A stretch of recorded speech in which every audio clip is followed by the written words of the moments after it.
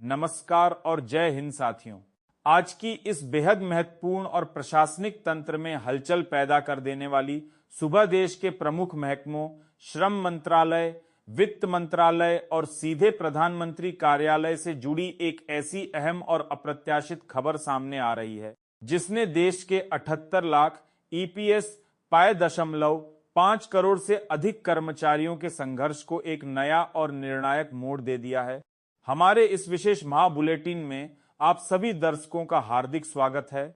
मैं आपका साथी प्रशांत शर्मा। आज की इस विस्तृत और जमीनी हकीकत से जुड़ी ग्राउंड रिपोर्ट में सीधे देश के शीर्ष नेतृत्व तक पहुंचे पेंशनरों के दर्द को आपके सामने रखने जा रहा हूं।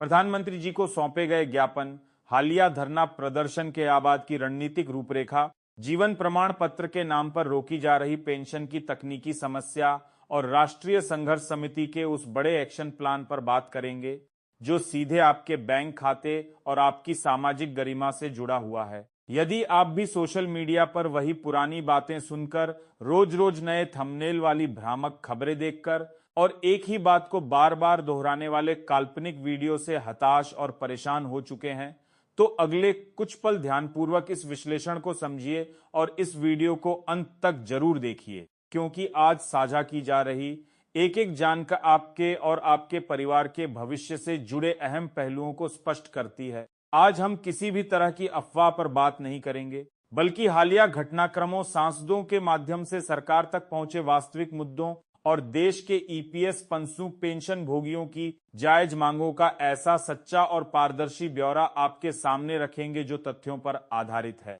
इस वीडियो में आगे बढ़ने से पहले देश के सभी कर्मठ कर्मचारियों और हमारे सम्मानित बुजुर्ग पेंशन भोगियों से एक छोटा सा निवेदन है कि यदि आप अपने अधिकारों के इस प्रयास में हमारे साथ खड़े हैं और हमेशा तथ्यपरक जानकारी देखना चाहते हैं, तो इस वीडियो को तुरंत लाइक कर दें। इसके साथ ही सटीक और प्रामाणिक खबरों के लिए हमारे चैनल को सब्सक्राइब करके घंटी का बटन जरूर दबाएं, ताकि हर नई अपडेट आपको समय पर मिलती रहे।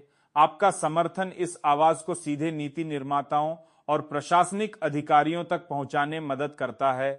साथियों, आज सुबह जो सबसे अहम जानकारी सामने आ रही है वह यह है कि हालिया प्रदर्शनों के बाद अब ईपीएस म्हणजे पेंशन धारकों का विषय सीधे देश के शीर्ष नेतृत्व की टेबल तक औपचारिक रूप से पहुंच चुका है। कई लोगों के मन में यह सवाल था कि आखिर एक दिन के आंदोलन से क्या बदलाव आएगा, लेकिन पेंशनरों की वास्तविक ताकत केवल भीड़ तक सीमित नहीं थी, बल्कि असली प्रभाव उस प्रशासनिक और रणनीतिक बातचीत में दिखा जो प्रदर्शन के बाद दिल्ली के नीतिगत गलियारों में शुरू हुई। राष्ट्रीय समिति के वरिष्ठ पदाधिकारियों ने पहले ही इसके लिए जमीनी तैयारी शुरू कर दी थी और कई सांसदों से मिलकर उन्हें पेंशनरों की व्यथा से अवगत कराया था। इसी कड़ी में राष्ट्रीय टीम ने बैठकें करके स्पष्ट योजना बनाई कि इस आवाज को सीधे सत्ता के शीर्ष तक पहुंचाया जाए। इसी प्रयास का परिणाम रहा कि कुछ वरिष्ठ सांसदों ने गृह मंत्री जी से मिलकर एक बेहद संवेदनशील मुलाकात की।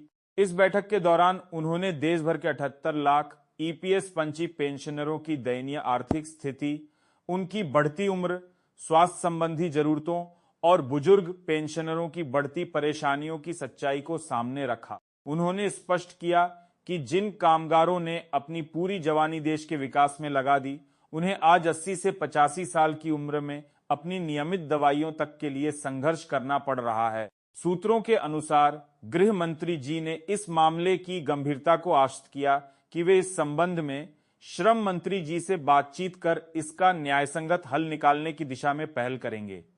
इसके साथ ही एक और महत्वपूर्ण घटनाक्रम देखने को मिला जब वरिष्ठ सांसदों ने सीधे प्रधानमंत्री जी से मुलाकात की। इस उच्चस्तरीय मुलाकात के दौरान उन्होंने ईपीएस पांजे पेंशन धारकों की वर्षों से लंबित मांगों और पूर्व में मिले आश्वासनों को उनके सामने दोहराया। जब 78 लाख बुजुर्गों का यह गंभीर विषय प्रधानमंत्री जी के समक्ष रखा गया, तो एक सकारात्मक संकेत मिला कि इस पूरे मामले की समीक्षा और वित्तीय समाधान का जिम्मा वित्त मंत्रालय और श्रम मंत्रालय को सौंपा गया है, ताकि दोनों विभाग आपसी समन्वय से इसका कोई व्यावहारिक और स्थायी समाधान निकाल सकें। यह इस बात का संकेत है कि फाइल पर विचार चल रहा है और मंत्रालयों के बीच आवश्यक बातचीत जारी है।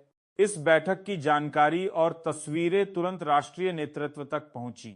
लेकिन प्रशासनिक और सरकारी प्रक्रिया की वास्तविकता यही है कि जब तक कोई आधिकारिक गजट नोटिफिकेशन जारी नहीं हो जाता या बैंक खातों में संशोधित राशि नहीं आ जाती, तब तक केवल मौखिक आश्वासनों को अंतिम निर्णय नहीं माना जा सकता। इसीलिए संघर्ष समिति के नेतृत्व ने अपनी सतर्कता को बनाए रखा है और आगे के चरणबद्ध कदमों की तैयारी शुरू कर दी है।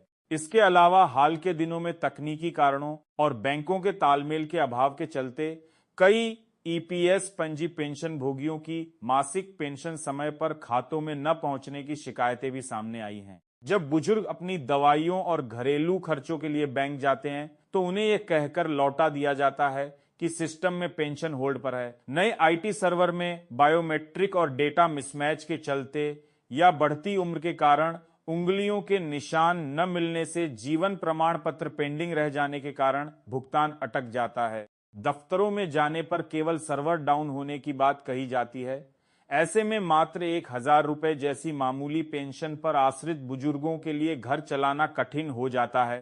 इसी को लेकर संगठनों ने मांग की है कि रुकी हुई पेंशन तत्काल जारी की जाए और 7,500 रुपए प्लस महंगाई भत्ते का आधिकारिक आदेश लाया जाए, अन्यथा देशव्यापी स्तर पर विरोध और तेज किया जाएगा। वहीं दूसरी ओर संसद में पुरानी पेंशन योजना ऑप को लेकर भी सरकार ने स्थिति साफ की है कि ओपीएस की बहाली का कोई प्रस्ताव विचाराधीन नहीं है और सरकार एकीकृत पेंशन योजना जैसी नई व्यवस्थाओं की दिशा में बढ़ रही है। ऐसे में प्राइवेट और संगठित क्षेत्र के 78 लाख ईपीएस पेंशनरों का यह सवाल स्वाभाविक है कि जब अन्य कर्मियों के लिए गारंटीड पेंशन के मॉडल आ रहे हैं तो उनके लिए न्यूनतम पेंशन को सम्मानजनक स्तर पर क्यों नहीं लाया जा रहा। पेंशन फंड के निवेश और सरप्लस को लेकर भी चर्चाएं हैं कि इसका समुचित लाभ बुजुर्गों तक पहुंचना चाहिए।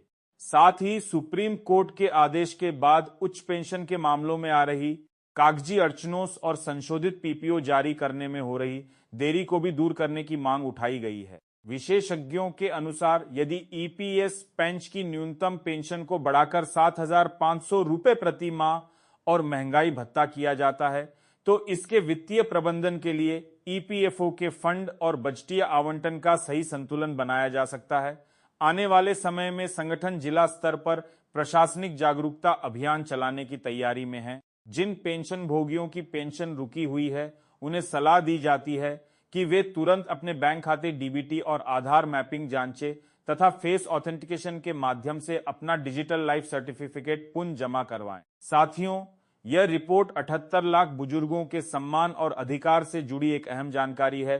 इस वीडियो को बिना किसी देरी के अपने सभी ग्रुप्स, व्हाट्सएप और फेसबुक पर जरूर शेयर करें। कमेंट बॉक्स में अपनी राय रखें और बताएं कि आप किस क्षेत्र से जुड़े हैं।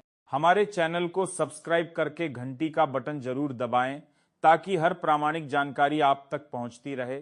मैं हूं आपका साथी प्रशांत शर्मा। धन्यवाद। जय हिंद।